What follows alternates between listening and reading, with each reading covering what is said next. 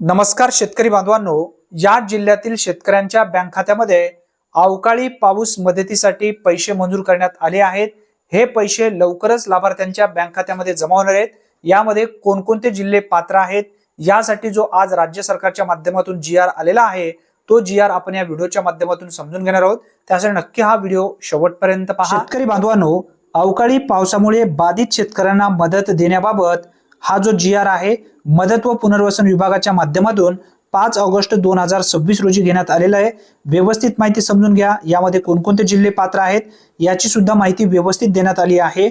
अतिवृष्टी, पूर व चक्रीवादळ यासारख्या नैसर्गिक आपत्तीमुळे शेती पिकांचे नुकसान झाल्यास पुढील हंगामामध्ये उपयोगी पडावे याकरिता शेतकऱ्यांना निविष्ट अनुदान म्हणजे इनपुट सबसिडी स्वरूपात एका हंगामात एका वेळेस याप्रमाणे राज्य आपत्ती प्रतिसाद निधीमधून विहित दराने मदत देण्यात येते असा सुद्धा उल्लेख या ठिकाणी करण्यात आलेला आहे। आपण आता या जी.आर. मधील जे मेन मुद्दे आहेत तेच मुद्दे आपण समजून घेण्याचा प्रयत्न करूया। बघा, शासन निर्णयामध्ये जी माहिती देण्यात आली आहे ती माहिती आपण समजूया।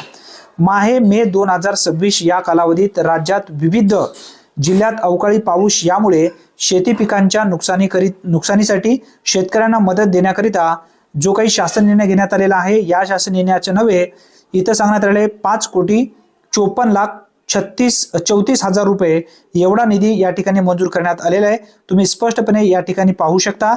यामध्ये कोणकोणते जिल्हे पात्र आहेत या जिल्ह्याची सुद्धा माहिती पाहूया। परंतु हे पैसे थेट डीबीटी मार्फतच पात्र शेतकऱ्यांच्या बँक खात्यामध्ये जमा होणार आहे।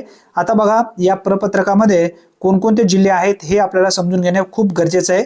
बघा, सोबतचा जो विवरणपत्र आहे यामध्ये सांगण्यात आलेले नागपूर विभागामधून गडचिरोली, भंडारा मे 2026 दिनांक जे आहे 9/7/2026 रोजी जो काही प्रस्तावाचा दिनांक होता तो या ठिकाणी सांगण्यात आलेला आहे।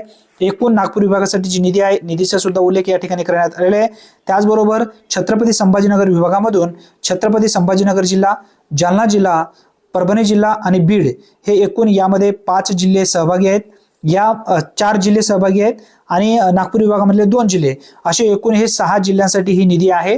या ठिकाणी तुम्ही पाहू शकता 5,54,34,000 रुपयांची निधी आहे।